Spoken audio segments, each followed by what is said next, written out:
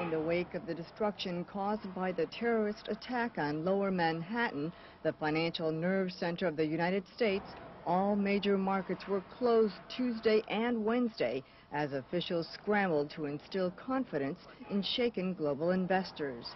The economic impact of the multiple plane hijackings against the U.S. could be felt throughout the financial world. Market turmoil spread swiftly across the Pacific. Thailand shut down its stock market indefinitely. European stock prices were volatile after Asian shares plunged on fears terrorist attacks could deal a severe blow to the ailing American and Japanese economies. The FTSE 100 index of leading British shares rose a bit, only to fall hard by day's end. German and Paris stock exchanges followed the same seesaw trend. Experts say with U.S. markets closed, foreign exchange markets are skittish. European economist Trevor Williams.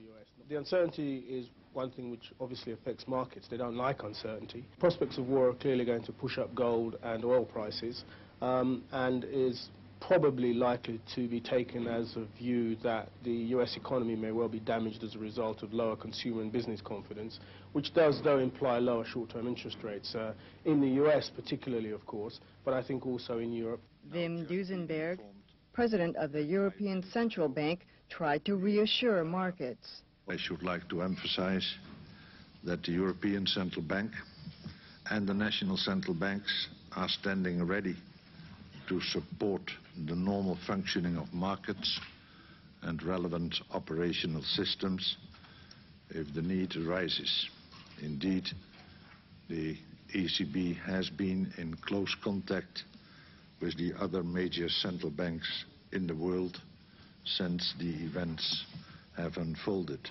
For Japan, the world's second largest economy, a key motive was to avert a confidence meltdown. A crisis management office was set up at the Bank of Japan, which promised to provide ample cash in the money market and to be ready to deal with any disruptions in the financial sector. The start of trading was delayed half an hour. The European Central Bank acted in much the same way for the 12 nations that share the common euro currency, boosting European markets that had opened lower again Wednesday. Adding to the economic aftermath, investors fear surging oil prices will add more fuel to the global financial crisis. The U.S. Securities and Exchange Commission has yet to decide whether to reopen Wall Street on Thursday.